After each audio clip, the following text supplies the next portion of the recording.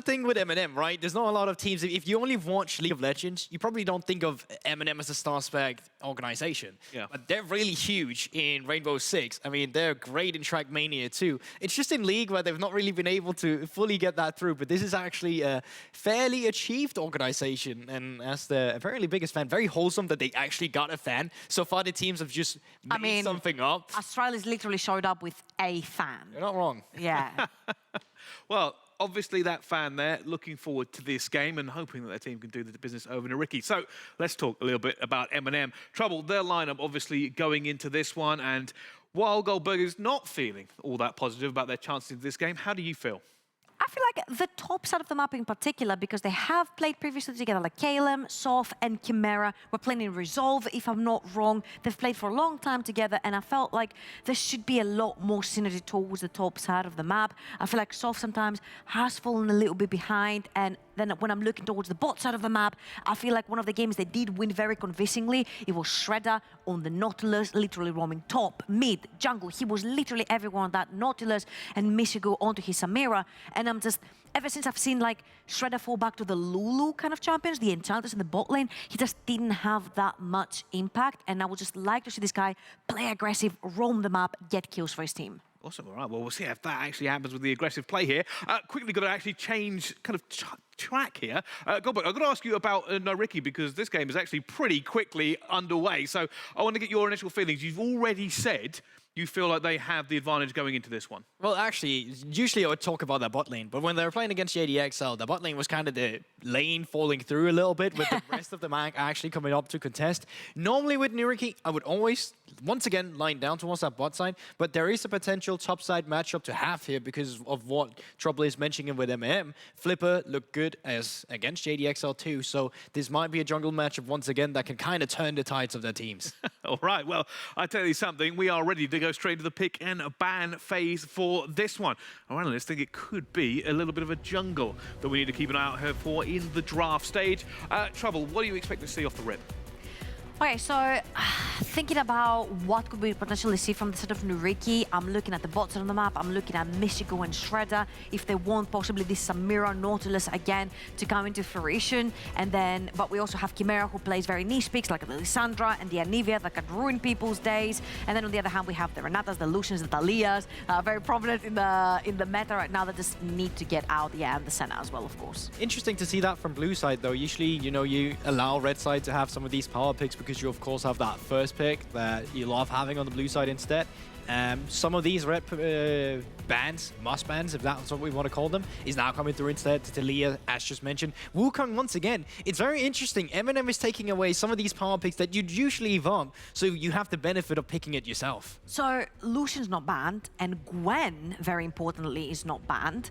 And I'm assuming we've seen a lot of Gwen versus Gangplank top lane, right? Where you just allow both of these champions to scale into the late game and you're like, may the best one win, you know? And I feel like this should be an insta-lock right here because Gwen is like one of the strongest champions in the top lane that we have right now. Gangplank has been banned, so there is no answer to that. So right now, what MNM are saying is like, fine, you can have Lucian Nami if you want to lock it in right here. We're going to have Gwen, and you're going to be playing a short-range ADC.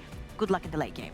Maybe even you take the same approach as we just saw from Riddle, where you actually don't take the Lucian, but you can take the Nami, because I think as well, you might have to take Viego for Soph in this instance, just due to the fact that Viego and Gwen is such a potent composition due to Gwen being AP, Viego being AD, and yeah, they don't go in for the Nami here themselves, they opt in for the Jinx, which does still leave open a very powerful position for the likes of the bot lane over for MNM here, or NYYRIKKI, rather, sorry. I feel like there is a problem with the logos, guys. So MNM is on the right side. Yeah, that really caught me off guard. And NYYRIKKI is on the left side. And of course, Aztor right here is going to go for one of his hyper carries. He's known for his Jinx, he's known for his Aphelios and stuff like that. So what really makes me scratch my head is the fact that Michigo also went for a hyper carry. And I'm like, Lucian is in the picture together with Nami.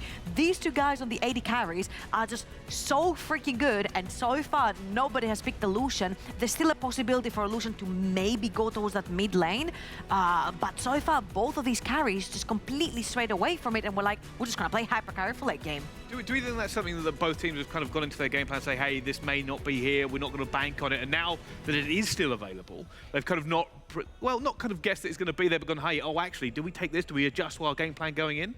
I mean, it's just 280 carries coming through now, and it's just going... These are 280 carries that apparently likes to go for the hyperscaling aspect again, so it's not really something that they're going to take into consideration any longer moving into the second ban phase. What I would take into the consideration, because I do see solo lanes being banned away, is that support champions not really banned away. I know Thresh haven't really been played much in our league, but there's a lot of value in a Thresh pick coming through from the likes of Shredder here. You're against a Jarvan, you have a Jinx already, it lets you reposition, just in general, great to have. And Thresh is actually 100% win condition in our league. Or 100% win rate. He's only been played once. Great metric. That's the point about numbers can lie. I remember that point earlier from our casters going into Statistics are 100% true. Let's talk a little bit about compositions that it looks like these teams are building their trouble. What exactly do you feel like they are putting their eggs in the basket? What are they going for so far in this one? I feel like definitely right here, if I was MNM on the right side, I would insta-lock the Thresh, like Gulbok mentioned as well. But instead, okay, this is really...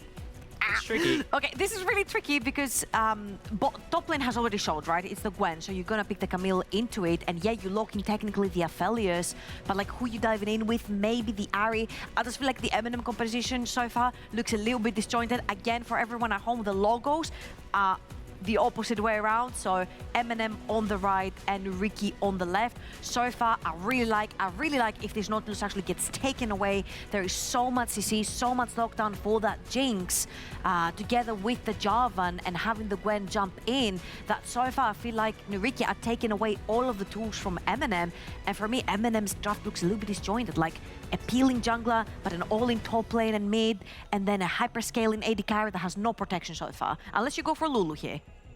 But that I don't think necessarily that's going to be the case, but once again, they did have the luxury of just waiting out with who they really wanted to play for. I think at least Flipper will have an easier time with the immobile carries we see here, and you need something that can kind of persuade Flipper from not diving in. Yes, you have an Ahri, and Ahri Chen can stop the dash coming through from the Jarvan. I just don't think that's going to be reliable enough as the thing stopping the engage. There's a lot of champions right now here that you want to connect onto and that you can follow up damage through, and that NYYRIKKI should have an easier time doing. So from the side of MNM now instead, you need that peel, you need that stop button, you need something that allows you to kite back and then get your own damage through. Okay.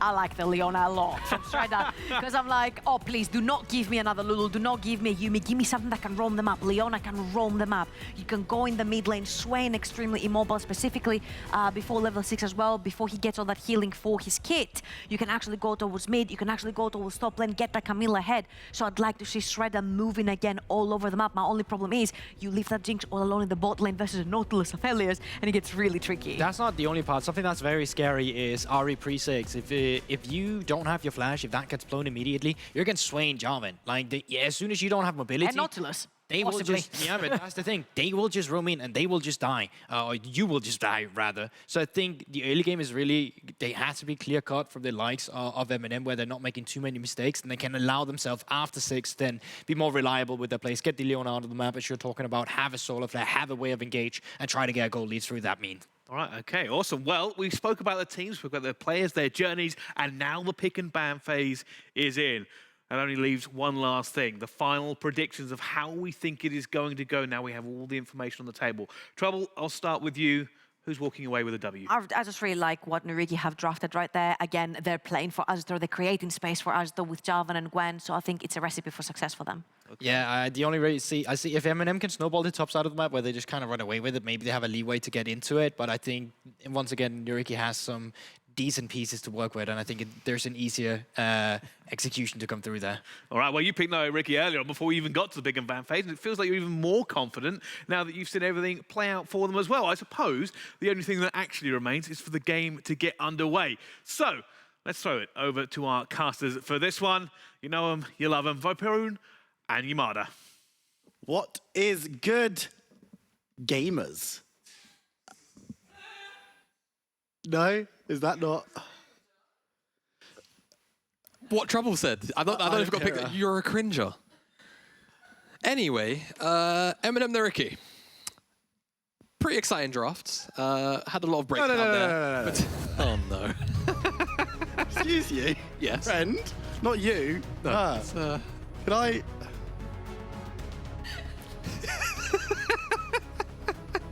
You're lucky this is a good game, because if this one wasn't set up to be good, I'd be causing issues. I'm sure you would. Luckily, Yes. this is a massive game for both of these teams. NYYRIKKI, MNM, Molotovs and Marshmallows. Yep. That's what that stands for, Will. It is. Carry on. There's nothing else to add. All right, nice. No, you didn't need to start. I was doing my whole opening monologue thing. as we go continue. through. Don't let me So, interrupt. MNM and NYYRIKKI, these two teams towards the bottom of the standings right now. Both teams that were down at the bottom of the standings last split as well. However, I think it's fair to say that both of these teams have looked much brighter coming into this season, even though the scorelines might not suggest it. I think specifically for NYYRIKKI, that's true. I think MNM have had moments to shine where they look like they could be a team that, you know, is maybe contesting like 5th, 6th. Which is better than what they've done historically. Yeah. The NLC has not been their friend since they've been here, since we had the whole shift over to this format. But we'll see how they do today. I think they have themselves a decent shot with the tools that they have given themselves. I'm particularly excited to see Shredder back on an aggressive support pick. That is the most crucial thing to me. Seeing Shredder on something that wants to get around the map and start fights as frequently as possible. That was when MNM looked the most threatening by far. And I feel like this is potentially something that NYYRIKKI are going to have to track and ensure that they keep tabs of to ensure that MNM don't get themselves enabled by their support player. Especially when you've got a slightly less mobile mid laner against someone like Chimera on the Ahri, who's going to be able to grab that charm, grab that engage, just do a lot of work. Taking a bit of poke, there needs to be careful. However, we've got some social media. Make sure that you're interacting with us over there, as we've got some tweets to show you. As a little bit of poke coming through. We're nothing too major. We're doing the same thing as we were doing yesterday drafts. with the drafts. And of course, you were on the desk yesterday doing your own draft. Jamala, break this one down for us. What are you thinking of it? Kreis, Stefan, Senkuk, Satilla, and Stend. Not bad. I quite like this one. I would have maybe chucked Tempt into the mid lane. I think you'd have yourself... Well, then you can't have Attila. Oh yeah, then you can't have Attila. I didn't notice that. Good draft though. Do like it. I would maybe do something like... Well, you did something yesterday. Yeah, I did do something. You did like... It was pretty good. That was the whole But the problem was Gulborg was you know, kind of trolling with his a little bit. Well, lol, Velica. Good stuff. Nice little draft. We'll bring you on. Well, we've got a couple more that we can show you later on. So if you want to get involved, make sure to be just throwing that on social media, on our Twitter, or on your Twitter with the right hashtag, and we'll get to you. And you might even appear on the broadcast. Jamada will be breaking down all of those compositions. A lot of them on Monday were very, very good. Singularity didn't really get the assignment, but everyone else was doing well. Everyone else was doing very well. Bringing it back to the game, though. What do we see from our junglers? Started on opposite sides, it seems. Soft actually going maybe for an aggressive play, maybe some information at hand. Did miss out on both his bottom lane or bottom side camps for now. Just kind of hovering around on the opposite side. Flipper, 5 camps into the Skull Crab, likely just to retreat back to the Grump.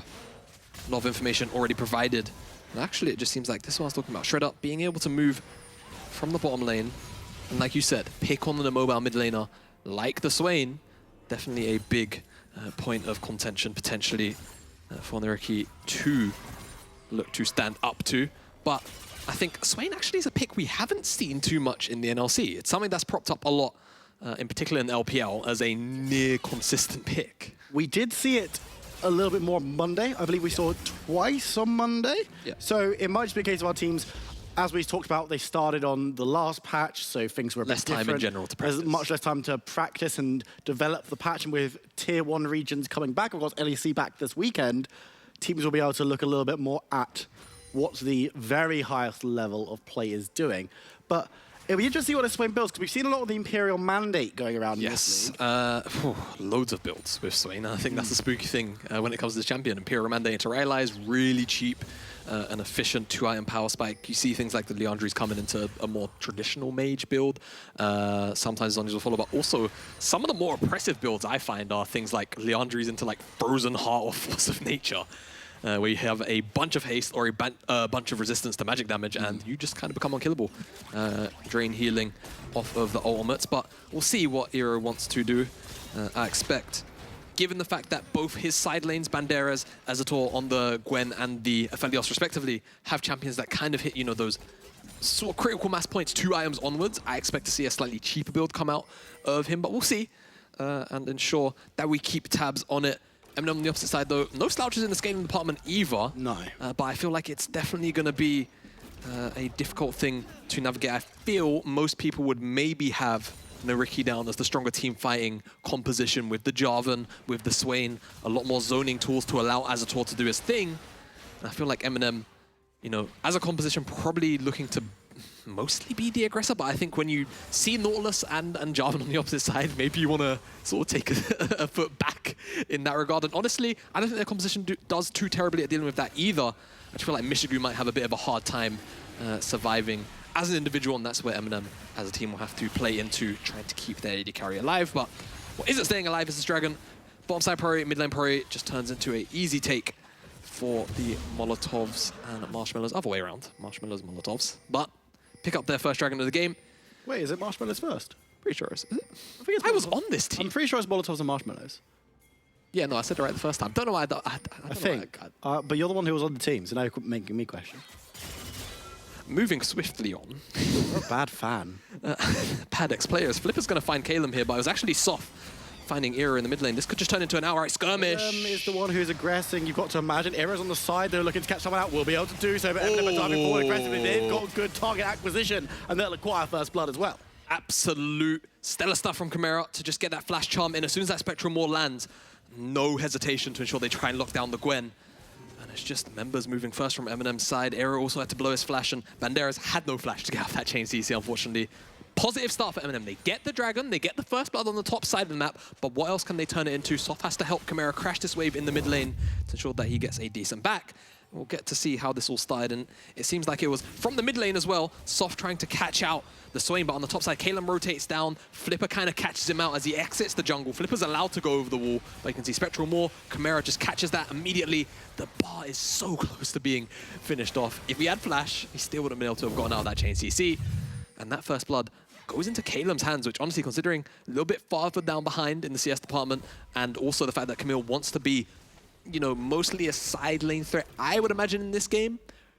Pretty happy to take that one up, as that side lane matchup into the Gwen can be hairy at most times. That being said, though, we talked about the team fighter composition, NYYRIKKI maybe being a little bit stronger. Is Camille not one of the better options for backline access if you want to jump onto Azator? Absolutely, yeah, no. Being able to hookshot from, you know, weird angles into just kind of being invulnerable for a moment, locking down and knocking away the rest of the team with the Hextech Ultimatum is so crucial. I mean, when you're flanking already, because you look at the likes of Viego, you don't necessarily have that traditional engage. Of course, the Leona, the Ari are going to be able to do that for you in spades, but if you've got these two champions looking for different flanks, we saw it in the last game actually with the Wukong diving on forward and getting those weird engages from the side. There's a lot of damage going down onto Chimera. He's been caught out. The ultimate's not going to be able to save him. It's on cooldown, and Eero secures that one. Yeah, just great chain CC. Abagnale flashes forward, and after that, there is no escaping at all. Great rotation comes out from the NYYRIKKI bottom side. You have to imagine should have been tracked or called out somehow by MNM, but off the back of that, NYYRIKKI will take the Herald, it seems like, though Soft is in the area, but I just feel like there's no way to feasibly contest it.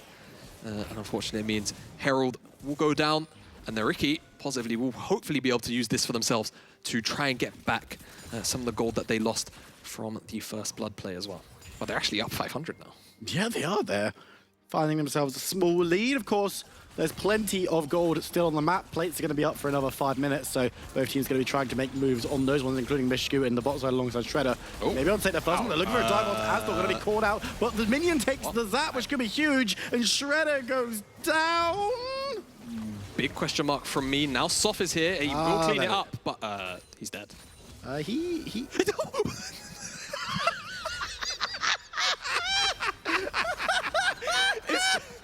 Oh, that's golden. So, Soft, okay, someone on MNM needs to be communicating there, because Soft was clearly like, I'm at peace with this.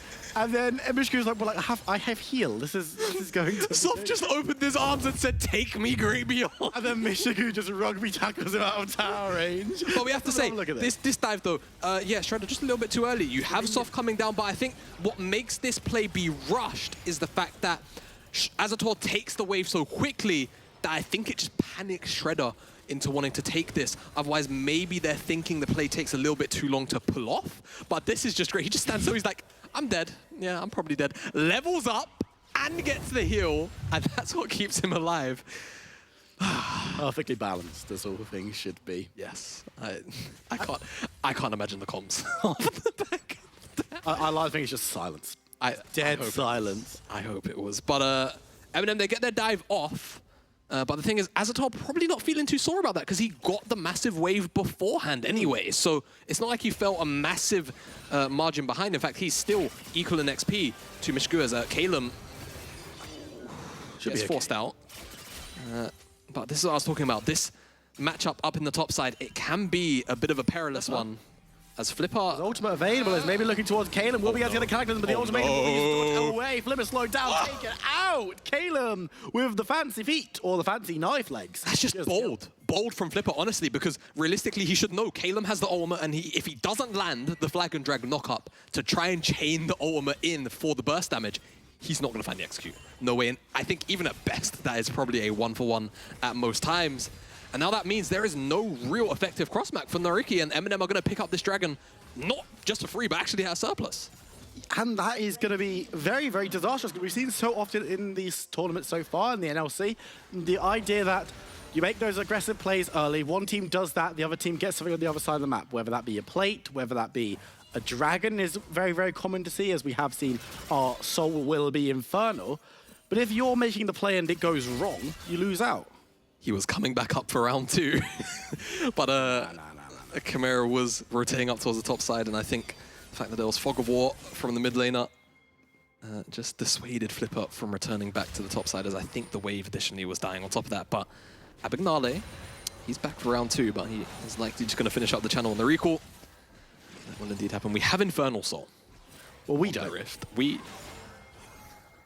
In fact, no one does at the moment, because there's only been 2 dragons taken. You need 4 dragons for a sword. We have Infernal Rift and we do. Dragon spawning in 4 minutes, and Yes. then Soul spawning in around 10, probably, if I had to guess.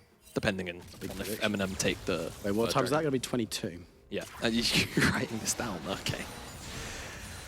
22 minutes soul point, yeah? Just Yeah, we'll see. It just depends on how MNM want to play, and whether or not NYYRIKKI can find themselves back some agency into the game. Definitely have the tools to do it, right? Spoke about it on the desk, the Jarvan, the Nautilus. Very strong tools, and again, if Eero can find his way back. Rifthold has been dropped. They weren't able to stop him, and they might be able to catch Banderas on the side. Takes a bit of a beating, but doesn't go down. Soft's looking to take down the Eye and stop the charge, but I think it will go through regardless as NYYRIKKI step forward to collect the gold. That's 2 plates going over to them, as they'll be able to get away. Yeah, Soft's W there, Spectrum Wall, was actually caught by a creep, and I think if they got that initial part of a CC down onto Banderas, they may have attempted to try and get something going. But the Herald Charge comes down, and they do at the very least get the gold. NYYRIKKI has flash forward. Abagnale finds Mishigu. I think he's just going to be very, very dead. Rooted up. The damage is there, but you know what? The Chompers do lots of work. Durability patch. It's great as Chimera looking for the 1v1. Flipper's on the opposite side though. Healing, he goes over the wall, but Chimera's able just to slide away. Aer's going to follow through with the flash, but doesn't manage to catch him. A lot of resources burnt both sides, but no one falls. Yeah, no one falls. If Flipper isn't there, I think Chimera maybe wins that 1v1, but Aer still had the flash as well to get away, so I feel like probably neutralizes that one out. Flipper able to burn Chimera's flash, and now just a little bit less safety inside of Ari's kit. No flash, of course, as well for the next dragon in the next couple of minutes that I imagine will play a pivotal part in how the pressure of this game goes. Have to start tracking items in the next minute or so, as Aero has the Liandry's Anguish. So I'm expecting probably more of a traditional mage build. We'll see whether or not we get something like, the Frozen Heart or more tanky items as opposed to a Zonya's second. I mean, could we even see something like the Rylai's on this one as well? Demonic Embrace? Yeah, it's still very possible, right? Demonic Embrace is second item, double sort of max HP items. Of course, playing Malzahar. Yeah, basically playing Malzahar at that point. But yeah, On the opposite side, Yes. Chimera has that Ludens finished up and double Divine Thunder on the top side. It's just the AD carries who haven't really finished up their mythics just yet. Maybe still have time as Banderas gets locked down. Gonna be caught up in the ultimatum and the support coming through from Viega, getting onto Banderas. He's stunned up. Will be able to dance away. The Soft moving forward, trying for the kill. Will be able to secure it. And this time he gets away because the tower changes aggro and both MNM players get out of dodge. They get out of dodge, they get the pick, but what is the response going to be from NYYRIKKI? Because you can already see Abagnale is in the jungle of MNM, clearing away vision. Mishigu heavily respecting the potential of a dive. How big is this wave? Pan down a little bit. As Mishigu is still respecting, but starts to walk up now. Shredder starting to walk forward, but as a Tor. This one, the mini-wave's already been finned. Teleport is coming on down. I think NYYRIKKI might have overstayed there. Welcome, Shredder flashing forward, looking for something. Will be able to land the ult, but it's stunned onto the in-transit Nautilus, and he is dead. Aztor will be able to march away, but again, NYYRIKKI just making mistakes that, from what we've seen from them recently, they shouldn't be making. Yeah, definitely not. And I mean, MNM, as a team, I think if there's one of the few positive things that we can say, their early games have been serviceable when they have agency tools. This is true. So I think, for now, this is a bit of a situation of MNM playing to some of their strengths as a team, and we're going to have to more accurately track them in the later stages of the game when they actually have to play as a full 5 unit. Whether it's on the map or in team fight specifically. But for now, NYYRIKKI definitely suffering a little bit to some of those plays. It feels like haven't been able to more consistently execute on some of those that they've been looking for. But this Dragon spawns up in 5 seconds and expect MNM to outright try and fully contest this. If they can pick up Soul, it's going to put a massive amount of pressure on NYYRIKKI. All of those additional stats, and of course the passive itself, going to be a bit of a nuisance to deal with. It's actually NYYRIKKI that started this one up, but I'm moving down. And then we're moving here. Dangerous for NYYRIKKI to try and do. Flipper Calum over the wall. needs to be careful. Calum looking over the wall. Will be caught up by Abagnale. Going to turn this into a fight. Camille goes very, very low, but MNM are taking the fight to them. Aero just zoning them away with the ultimate as Banderas skips down, but won't be able to find any figures. It looks like NYYRIKKI are just going to be starting up the Dragon themselves, but Camille diving forward, misses out on the charm. Aero needs to be careful. No ultimate available on the Swain, remember, as Shredder's caught in the wrong place, wrong time, dives forward with the Xenoblade. Won't be able to get any real support as Chimera has to dance towards his tower, but that tower's no longer there, as NYYRIKKI can turn their attention back towards this Dragon. Soft is still hanging around. Oh, I think they just about saw him. I don't know, he's going to go sure. invisible now and is going to dive forward, but there's 4 members of NYYRIKKI here. I don't know if Soft has actually got the ability to defend this. Abagnale goes over the wall, but he finds no one because they've already removed themselves and are back towards their own side of the map. Dragon will be secured by NYYRIKKI, and unfortunately, Jamada, you said 22 minutes Soul point. MNM griefed. What can I say? We'll get a replay to highlight exactly what went wrong here. Calum tries to get over the wall, but immediately Abagnale responds. The Hextech Ultimatum didn't come down because it was just barely on cooldown. And if he had that, then he would have dodged down the dredge line, and maybe that fight goes a little more positively. But the Camille gets CC'd down. On the opposite side, Flipper does die, but the issue is you can see one by one MNM come over the wall, but Shredder just, zoned out by the Vision of Empires. And unfortunately, not able to join his mid laner and jungler. A bit of a head-scratching moment, definitely, if you are supporting the MNM side. But NYYRIKKI, massive win, being able to pick up that third Dragon, ensure that they are not on that, pseudo, I won't say placebo, because it's not placebo, but that pseudo timer of, okay, guys, 5 minutes time, we have to have our stuff together. Otherwise, losing out on that soul point is going to make the game feel so sore beyond that. And now NYYRIKKI towards this Herald.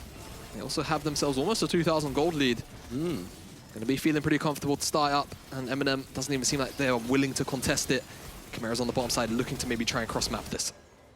Cross-map with that bot tower would be the solution that at least MNM have decided on, and it looks like they're going to be able to get a decent chunk. Banderas is going to go for the Krugs instead, so we'll let that tower go down, not interested in contesting it. And I mean, Rift Herald for that bottom tower is probably going to be worthwhile. It just depends on what NYYRIKKI and ultimately Flipper are going to be able to do with it. Yeah, exactly. That second Herald, a little less valuable, typically, than that first one. Of course, the first one, on average, or should always net you 2 plates. The second Herald, that is, isn't necessarily always a guaranteed tower. So Banderas in a bit of trouble here, going to be caught up by Soft and Chimera, who dive forward trying to get onto the Gwen and should be able to secure the kill. Chimera actually goes very, very low, but survives and gets the Trump Rock to stay a little bit healthier. But it looks like in the mid lane, they're actually going to drop down that Rift Herald. I believe that's where it was dropped. Yeah, I think this is 2 charges, unless Mishigu can somehow magically clear this one out, but they're going to be forced to the opposite side. Calum also can't quite respond yet. Oh, this is really good from NYYRIKKI. Actually, they're playing exceptionally well on this one, and we'll be able to get that second charge moving up towards the top side. Could look to try and catch Calem on the engage as well, who uses the ultimatum. As Doggo super low, actually will be secured by Shredder as they dive on through the Cataclysm to keep Soft out of the fight. But it looks like MNM have caught them, and napping going towards Aero, who's going to be able to heal. Has to flash away though, because the sustain wasn't enough for so many members. NYYRIKKI, it was, I don't know if it was an overstay because they got what they came for. I think they were just caught on the replay. Yeah, I think what they were expecting was Soft. Yeah, I believe they had vision. Like Soft was rotating from the bottom side of the map. They had an inkling as to where Calem was. They probably just weren't expecting Calem to immediately go in on top of 3 people like that. And they just get pincered from multiple sides, unfortunately. But 2 towers for 1. Yes, they lose a couple of members on the, outing of it. You have to feel it's still kind of worse. This is what I was talking about. Not expecting Calem to come in on all 3.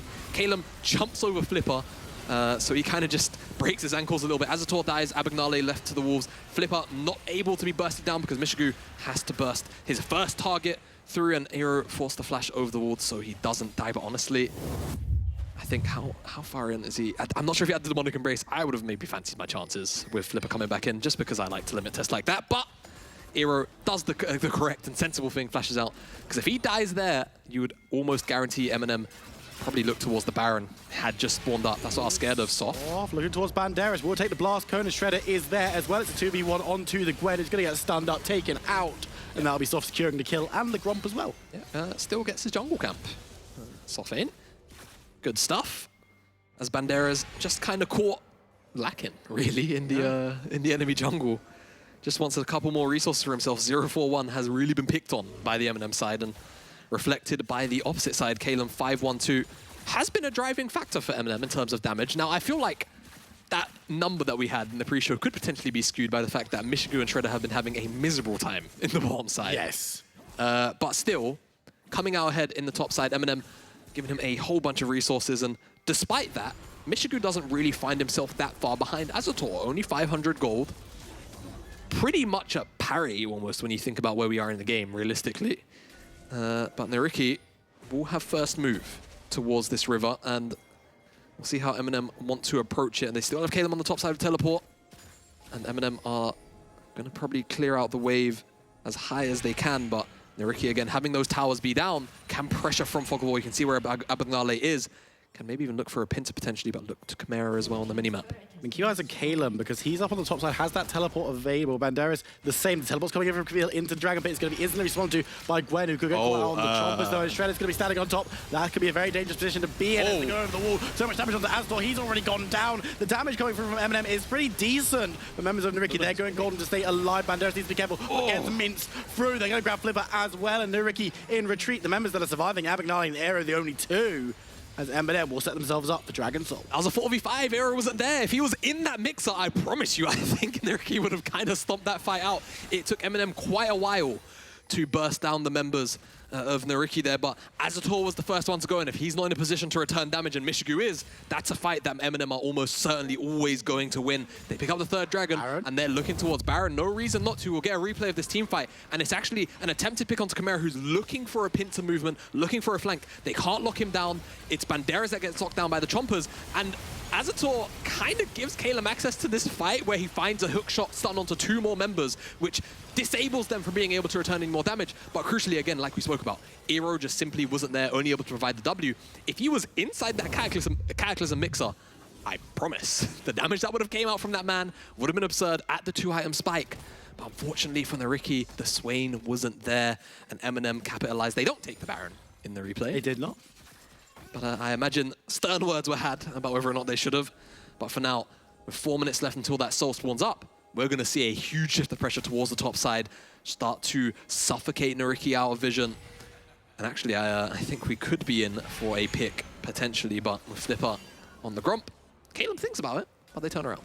They were considering it Soft, of course, in there as well, but Banderas and Flipper, while not necessarily the strongest individuals in the world, between the 2 of them have a decent amount of damage, a decent amount of control, and Abagnale gets onto Chimera with that dredge line. The damage coming from onto Shredder, who has to go down to stay alive. Flipper might have overextended just a little bit, though. Takes a lot of damage and will be deleted, and that's the reset going on to Michigan. But he's caught out by the anchor. Members are there to defend him, though, and Abagnale is the only one who got backline access. Now Aero is in the fight with that ultimate. Michigan might have got a little bit too aggressive, but Aero's just standing strong. This is the damage that the Swain can put out, but does go down. MNM members burning, but do survive. Banderas. Ooh, Calum died to the burn. The Leandries. I mean, this is what I was talking about. Swain is so powerful, honestly, as MNM, they're actually going to go for this mid lane tower a little bit too low, and they don't have the front liners to take this Baron. But Swain, if Aero can get, you know, a stop, if he had a stopwatch in that fight, oh my god. I think that would have spelled disaster for MNM for a team fight like that. So many bounties would have gone over. But it's MNM that went out on the fight. Replay up on the cards, and Chimera gets clipped by the Visions of Empire. Flash away from Chimera because he doesn't quite have the ultimate up and available. But just take a look at Flipper, because Flipper overcommits. All of the focus is on Shredder because he's the first target to be hit. But Flipper, once he goes forward, dies. Then all of a sudden, Abagnale kind of left to, well, try and dissuade the backline of moving forward for MNM. And Soft picks up the form, hooks the Swain into the middle of the team. Almost. Like I said, stopwatch, he just drains and gains so much health. I really want to see I would have loved to have seen Azonya's third here. I think it would have paid up so much dividends, but once the tanky stats has the anti-healing, I can understand wanting the Oblivion Orb, but you have to stay alive in these team fights. We'll see how Aero is able to navigate with this build. But MNM in control of the map for now. Only 3,000 up, but 2 minutes until that Infernal Soul spawns, but they're doing the correct thing. Just slowly choking NYYRIKKI the best they can out of the river. And they're going to actually advance forward and try and remove even more vision from their topside jungle. For MNM, things have been looking pretty good. Our analysts tend to agree as well, looking at the momentum meter. Oh, yes. It's not actually trademarked. It's used in the Prime League as well. So, yeah. I'll be getting a strongly worded letter from me there. They're lovely. Well, I haven't actually met them, so they could be lovely. They're nice. I'm sure they are. Have you met them? A couple of them. Oh, nice. Yeah. Never introduced themselves to me, but that's fine. Oh, Soft. Flipper. Looking towards Soft. Soft's there. I know what's going on, honestly. Neither did NYYRIKKI. It seems as they're going to back away from that one. Vigo, it would just intimidate them away. I think Abagnale's dredge line might have intimidated Soft to walk away as well. 60 seconds, a little bit more than that, until this Infernal Dragon spawns up. And MNM are taking their resets to go and spend their gold. See what items get completed here. Not too much to realistically spend. But let's take a look at the items in general. 2 items for both these AD carries. Just across the board, realistically, it's actually matched. Pretty much, with the exception of the jungle where Flipper still looking towards the second item, actually going towards the Death Stance. Has the Gore Drinker as well, of course. Interesting that we see more of the Gore Drinker Jarvan whenever it does show up on this patch. Yeah. Definitely a little more rare, but we obviously saw more of a deviation towards full tank first strike as well towards the end of the last split. Seeing more of the Conqueror builds prop back up as 12-10 has come in whenever we see the Jarvan. But Calum will pick up this tower, has a teleport as well, so if he has gold to spend now to get towards that second item, which I'm pretty sure he does, he'll be able to spend that quite freely, but he just wants to pressure onto the NYYRIKKI base and try and force them into a decision, but no decision is being made other than we need to stop this dragon from going down on the opposite side. And this is just going to give him the tower entirely. Banderas isn't even teleporting because he's probably just going to lose the tower regardless, so he bases. The inhibitor could even have been at threat, maybe, but MNM now give over that dragon. They have the base open on the top side, so if they get Baron buff, that should, by all rights, as long as they take it quite cleanly, be that inhibitor as well. But NYYRIKKI now being chased down. Looking for diving towards Abagnale. Doesn't manage to land the charm, but so much damage goes on the north side. He's really not that tanky. As Slimmerdine sort of trying to save. The teleport's coming through on both. Top laners as Soft gets the reset, goes over the wall onto Astor. He's completely out of the fight as Chimera dances around. The damage, though, is going on to Banderas. He's going to fall as Soft tries to escape, gets caught by the Vision of Empire and shut down by the Aphelios. Aero, though, doesn't have ultimate available, remember, he's already blown it, and now will fall, gets charmed up. Nice Xenoblade going through from Shredder as they rip through NYYRIKKI. That's an ace for MNM Gaming, and they can move to the big purple worm. They can indeed. No jungler, but I think that will still be the target for them. Great team fight from MNM. Soft does kind of overcommit for that form. He does get the reset in the end, and it works out. nonetheless. And I really felt like Aero and Madera's double teleporting in the backline would have spelled a lot of disaster because Mishigu was right on top of it. But you'll see the Chompers come in and he's able to kind of just self-peel alongside Shredder. Great job from the support to keep his AD carry alive, and also Chimera even comes back to try and offer some assistance. But you can see Soft just keeps Azator and Flipper at bay from diving. Yes, he dies for it, but it allows the rest of his team to deal with those backline threats. As Hero, nowhere else to run, gets charmed up, and then great flash forward from Shredder. And this is what we wanted to see. Ever since we saw Shredder on the Nautilus, we've wanted to see him on these engage supports, and finally we get to see that. And there's been a lot of conversation around MNM in terms of identity, team identity in particular. And it feels like, to me, this is the kind of identity that seems to work. Even though, yes, you can argue a weaker opponent in the standings, yes. This looks stronger like than they are in the standings at the moment. Well, in the grand scheme of things, are weaker, but stronger than they were, right? I think most people would have had NYYRIKKI down to win this as Flipper. Flipper goes through and goes down. Chimera, excellent catch. Yeah, great catch, and they're actually just going to turn this into outright rotation because Caleb so low. Whoa. Golden, though. I think he's going to fall because the tower's going to hit onto him. Dead. Soft takes up the tower aggro, though. Nice job going through from Chimera as Abagnale. The shield is enough. They managed to get away with all of their members standing and just about get the kill onto Camille at the end. Excellent play there from MNM, chasing away NYYRIKKI as they take down the tower as well. Great stuff. I mean, Caleb just dies to the Death Stance bleed. Honestly, that was the only enemy to that play for him. But they still pick up that bottom side tower, and they're going to be able to push. And one of the main engagers is dead for another couple of seconds. No armor from Abagnale, so they can just sit here with these kind of minions and just try and let them shove out. They will eventually be taken down by NYYRIKKI. Get a decent chunk of that bottom side tower, but MNM, crucially, there was no wave on the top side, so they haven't been able to abuse the fact that Kalen was able to break open the base recently. Not only that, as they reset with another 90 seconds left on this Baron buff, I imagine, I mean, they can play towards the top side, but when they have soul spawning maybe 15 seconds after the fact, expect them to just immediately bolt back towards the mid lane, bolt back towards the bottom side, because it looks like actually Mishigu, whilst was focusing on the bottom side play, was able to crack open the base yet again. Managed to grab himself a tower in the mid lane, so there's two open inhibitors. Neither inhibitor has fallen, which is very, very notable because it means that getting rid of those side waves is a little bit easier because there are no super minions out of the front with their shields and their hammers and doing all the stuff. But for Mishigu, the Jinx, 3-0-13, feels a little bad. Yeah, it feels a little bad. It has a stopwatch as well, so it's going to be even harder to take down. I think by the time this next dragon comes up, the flash is going to be very close to being available. Yes. But I also want to, you know, raise my attention to, or everybody's attention. Something. Well, I'm not going to be able to. Not interested. Managed to get the Dreadline onto Mishigu, who's going to be knocked up in the air, but no one's going to be able to get onto him. Flipper finally manages to go golden, and the damage from NYYRIKKI is pretty mad. They're going to be able to take down the Jinx for the double. And now Soft and Shredder will be going over into the Dragon Pit, but that could be the pick that NYYRIKKI desperately needed. Not only that, that was two huge shutdowns that just went over. I think it was a 900 on Chimera and something very similar on Mishigu. Just overstepping their bounds. They felt like they had enough vision and safety to make that rotation work, but NYYRIKKI were waiting in the wings. And there was not enough time for MNM to respond to that one appropriately. They won't be up for Dragon. And they're not going to be up for Dragon, no. So I think this is now going to be NYYRIKKI's Dragon, and it's going to bring the game to, I won't say a stalemate, but a position where both these teams winning that next Dragon fight after this will mean so. As NYYRIKKI are even going to be able to pick up an objective bounty on the bottom side of the map. That is a huge injection of gold. Well. And the Dragon, yeah, it looks like the objective bounties aren't swinging off just yet. They are far enough behind. So a lot of additional gold swing goes into the back pocket of NYYRIKKI, and this was talking about thank you, observers of hovering the vision.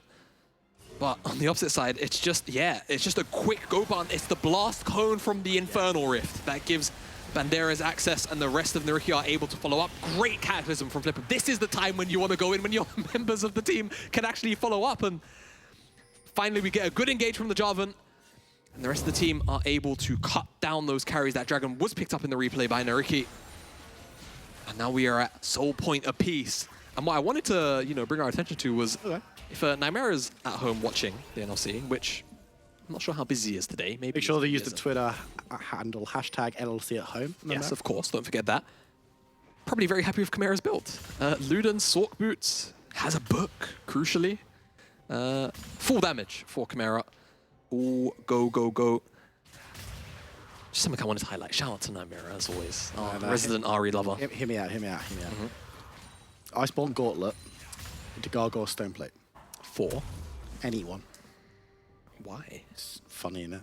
It's big. What is this? It's large. Don't like you. Honestly. Not okay. Not anyone. Not like Yumi, obviously. That'd be stupid. But like, you know, have you tried it on Ari? Because if you haven't tried You're trying to summon him. He's gonna just appear behind us in a minute. we locked the studio. If you want to summon, NYMYRIKKI, by the way, just say Ari of Lucidity Boots 3 times in the mirror. You know what? He might need a Merc Treads though, because he's been removed by Azator. This fight doesn't look like it's kicking off any further, but a nice pickup. Chimera goes down, and It's a lengthy death timer. yeah, I mean, Baron's going to be up in 25 seconds. Yeah, that's a really big pick. And MNM all of a sudden haven't really been able to, you know, leverage a lot of the tempo, the map lead that they've had for a little while. And NYYRIKKI have done a really great job of breaking up that tempo, catching out these rotations. Very close to finding his mark there. That flash, but will be blown. Mishigu still has his own flash, has the Gale Force. They're just going to push into the base. There go. Oh boy. Oh boy, do they have a wave in the mid lane? I do think they have a couple of minions there. The thing is, Astor doesn't have the right guns to do this particularly quickly, so the Baron is being taken down pretty slowly. Kalim goes on top of Banderas, who's the only member defending right now. They've sent back Aero, as Banderas will buy a little bit more time with that stopwatch. Damage coming on through as Zero just burning through Kalim's health bar. He's gonna go down. You've got to imagine Resurrects though, because he has got that Guardian Angel, not caught out with a claw. Still mistimed a little bit by Aero. Now Banderas moving forward. Baron will secure, so the wrinkles have come through as MNM needs to be careful. They're burning, but they managed to get out as 4, it would appear, but they're going to be chased away inch by NYYRIKKI. He will also clear out the minion way Bandera steps forward, doesn't manage to get the red buff, but MNM get themselves an inhibitor but lose Baron.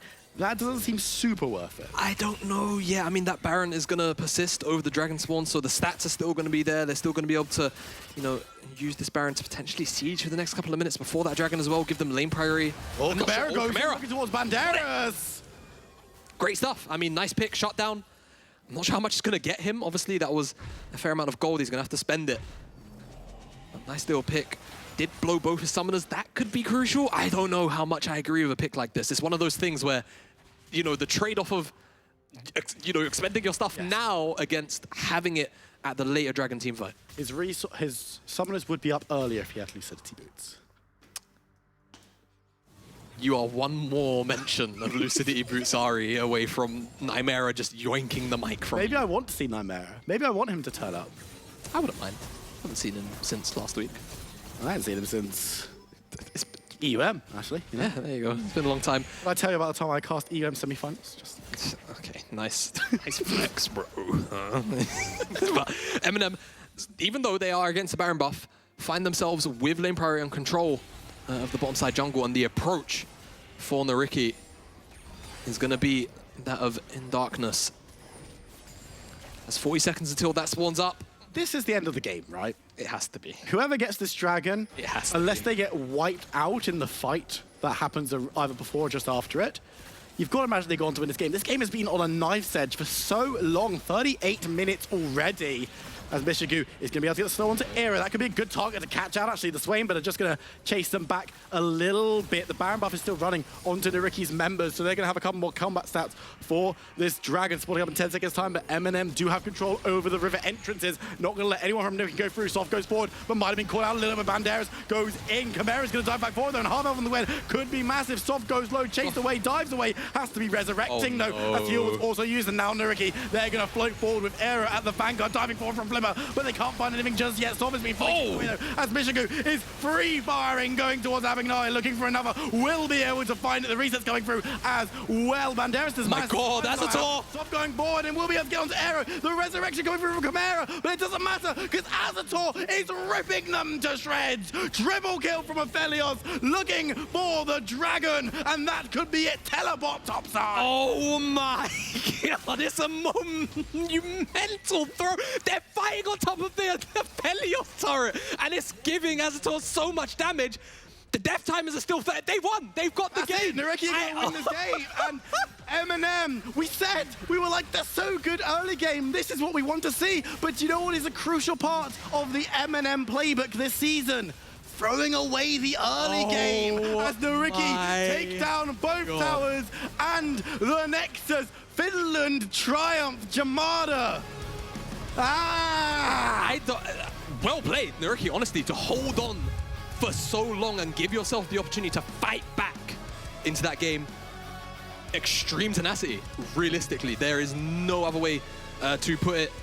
Great stuff. And again, Azator, we spoke about, you know, giving him these hyper carries, even though necessarily we've seen a bit of a shift away in the majority of the meta, right? Giving him the Aphelios seems to work. And in this instance as well, love to see the Swain pick eventually came online. And so many team fights in the mid game, which gave MNM the lead, was because Aero just wasn't in the team fight. He just wasn't able to attend. And when he finally did, alongside his AD carry, able to carry the fight out superbly. Okay, we're going to throw over to the desk, but before we go, I'm just going to throw a little bit of a controversial one in there. 3 words. Sure. Lucidity boots Ari. Why? All right, thank you very much. Well, Ricky walk away with the win there, and Wait, what? All along, no sweat. We said it from the get-go. NYYRIKKI, they're taking it. I like the way you can start that out. For the last 30 minutes, we've been backstage. I thinking put it the was all momentum M&M. meter all the way for MNM, and then at some point they were like, okay, slap that out of my face. NYYRIKKI, what? Well, I think that's the point we now have to address here is essentially we thought M&M had that for the majority of the game. We had them like kind of just winning it. I'll be honest with you, the entire conversation we had in the green room was about, okay, they've won this. What do we talk about and how they've won this? And then all of a sudden, NYYRIKKI walk away. Gobber, obviously, I know you try to start it out there and say, oh, that's what we predicted, but what are your first initial thoughts about that game? Well, definitely, if we're going to take it all the way to the start, I'm looking at a NYYRIKKI that get a decent start, but I'm seeing mistakes from both teams. First over from the side of MNM with Shredder just diving in on the turret, essentially gifting a kill over to Azator. Flipper then being the gentleman he is, doing the same on the top side instead for Calum, just diving in on the for Camille, gifting a kill over as well.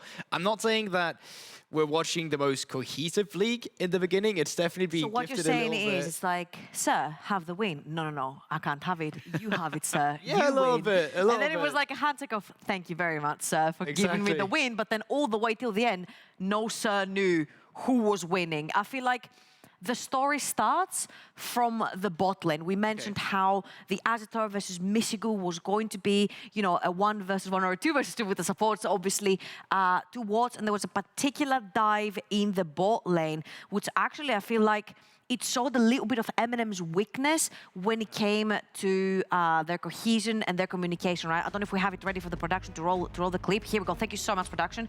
But there was this particular dive, and here Azator uses perfectly his Infernum, and you will see that Leona engages to try and be under tower while there's minions there, but Azator uses Infernum so well to clear them so quickly, and then the jungler will dive in, almost dies too. The heal literally saves him last second. So you can see this miscommunication, right? They waited for the wave, but because the Infernum was on Azator, he clears the wave, and then Leona is like, oh shit, what do we do now? So Shredder dives in without a wave, he dies. Then the jungler is coming like 10 seconds later, and even though they get a kill, they just expend so much. And when it comes to like super late game fights, I think it was a free-for-all this But point. just to shorten it up a little bit, it just felt like communication wasn't there. The dive happening with 2 people while you're watching the jungler come in, right? You could clearly wait it. It's kind of a telling story that they're stressing a little bit. And even when the kill does fall through, once again, the communication with, you know, literally just stopping while he can walk out of the turret. Well, that was going to be my question. You kind of hit the nail on the head there. Talk a little bit about nerves or pressure or stress that comes through for some of these players. Obviously, MNM not in the greatest position so far this split, and we'll get to the end game in just a few minutes, but do you think that maybe weighed on their mind here and they came in and it's just maybe just not connecting as their team should do in those early stages let them down a little bit? I can for sure imagine that it's something that just sits in the nerves, right? It's essentially when that 1-4 position is coming through, you just want some good things to happen because you know I just need it to go well for me so I can start riding the momentum. Problem for MNM, even when it did start to go well from them, there's then some other obstacles that they're suddenly faced with, and those are then going to be the next step of improvements to really just make it across that finish line. Okay, so we kind of need to move away from the beginning of the game now because there is a lot more of this story to tell. Even towards the mid and even towards the late game, this is the bit I don't get trouble. Like, it looked like MNM were locked in. You said, I've pushed the momentum wheel all the way to their way. I gave them 10 bars. All for them. Me and everybody watching, I kind of need an explanation of how they were in such a good position, what that position was, and then how it fell apart. I mean, okay, the team fights were on their side. We talked about MNM and the top side of the map, like Soft, Kalim, Chimera. They've played together before, and it showed. Like, that top side of the map was absolutely dominating. You don't need to do anything about bot lane because you've got the Jinx. He's going to scale later on. And when it came to team fights, it showed. I feel like they picked apart NYYRIKKI in every single team fight, one by one. And once NYYRIKKI lost one member in a team fight, obviously the cohesion is not there anymore. You need 4 members in front of your failures. So Azure can hyper carry. So MNM were like ahead in all of these fights, but then they started giving shutdowns after shutdowns after shutdowns, and you're giving shutdowns to an Aphelios and a Gwen. They're gonna walk you over. Well, yeah, I'd kind of not taken this game to its logical conclusion. God, but is that something that maybe they thought, oh, we're in such a good position now, we can rest back and just let things slip? Do you think that maybe they didn't push the accelerator force, say, hey, let's try and end this game here? What do you think was going through the mind of MNM to allow the door to remain just a little bit ajar for NYYRIKKI to obviously walk through and take the victory? It's just not the first time MNM have done this. They did exactly the same against Astralis last Monday. And it's clearly a pattern that is showing itself again and again. And I think it is kind of what you're saying there. They are getting overzealous at the finish line where everything is going right until that last moment where they have to make it all click. And look at this, even Azure misses ultimate onto the Aphelios, but it doesn't matter anymore. Chimera has already had to ult out. He doesn't have any more charges onto that ultimate until the very end. Viego's out of the fight. Your most fed member, which is Kalim onto that Camille, dies so easily early on. And honestly, I was sitting in that green room with you guys and I was screaming. I was like, Azure missed ult. The fight is lost. It's not, because everyone was so low HP from the sort of MNM because they kept getting picked apart one by one that it just didn't matter that Azure missed ult, that Aphelios were still online with all of these items.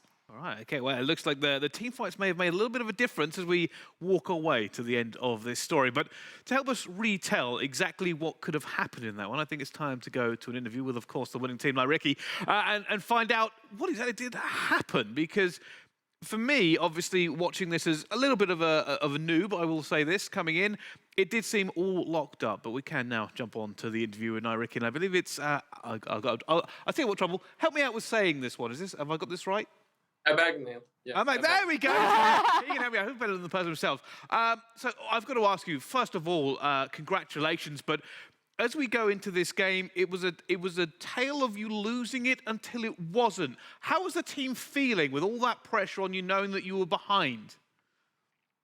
Well, actually, I don't know what happened in early game or top side.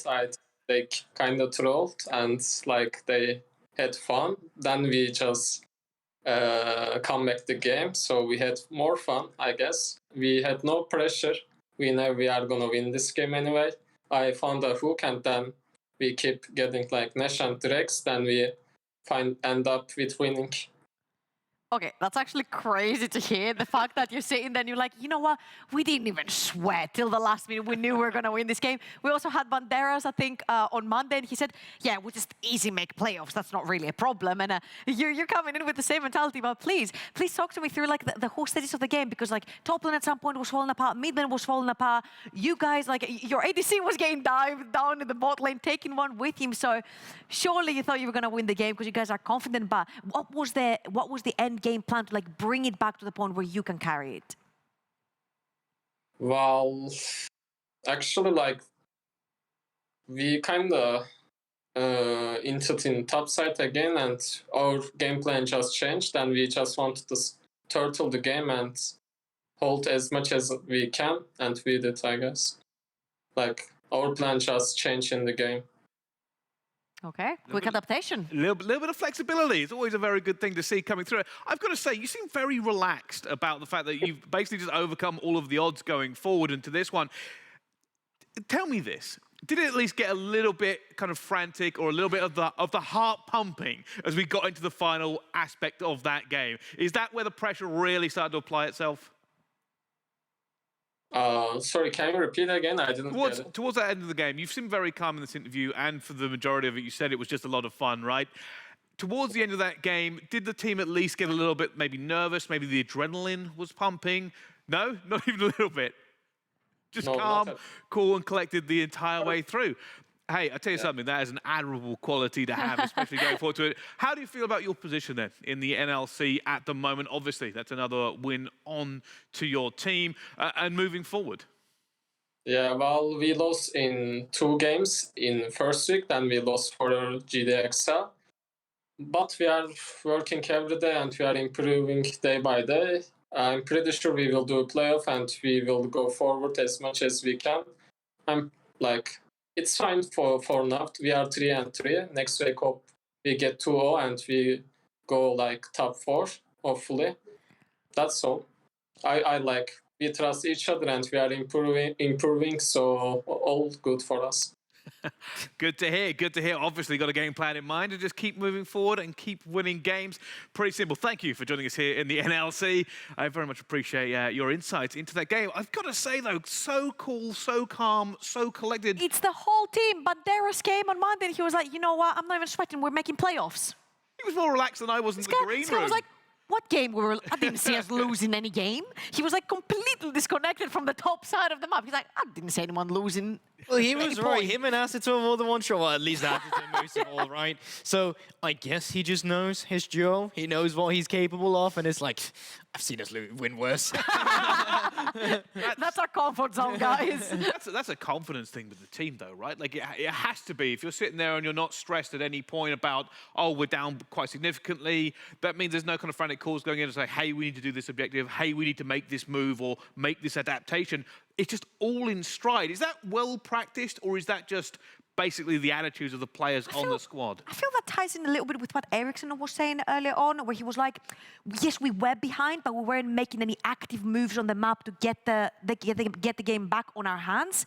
And it feels like Abagnale was like, we knew we were winning anyway because we made the right steps and we made the right calls to claw the game back towards our side. So I feel like maybe decisiveness, maybe shot calling from the in-game leader is what this team actually has right now that's working for them. All right, well, it seems to be working very, very well for them in the shot-calling department. Let's move on then and talk to our other team. I believe we have an interview ready with Shredder from MNM Gaming and could probably take us through. First of all, welcome. How are you? There is a lot to break down in this game. Obviously, commiserations, first of all. A little bit heartbreaking, I would say. Yeah, thank you for the interview. I mean, we're all a bit tilted right now because, yeah, I mean, It's understandable. yeah, I mean, I think we didn't really. I mean, we lost. I don't think they won. I think we just lost. We just threw all the lead we had. We just, I know, we were just stinting. We face check, I think, Abash without no one showing on the map, and we got chased, and they came back in the game, and then Aphilos got 3 item, and the game is really hard, right? So yeah. So this story has unfortunately kind of happened 2 times now, right? It started first last Monday against Astralis and now happened again. Because in general, it feels like you guys get a pretty decent grasp of the mid game. Like it comes down to your Drake objective stacking seems pretty well. And then when it comes to that like last Drake fight 2 times in a row, something goes wrong. Do you have an idea right now, an insight as to why that is 2 times in a row now? I mean, I think we're just not listening to comms sometimes, and we're just maybe too cocky when we are ahead or we are like winning. So I guess we just have to respect them more and be disciplined, like we are in early and mid game. And yeah, and we can win for sure.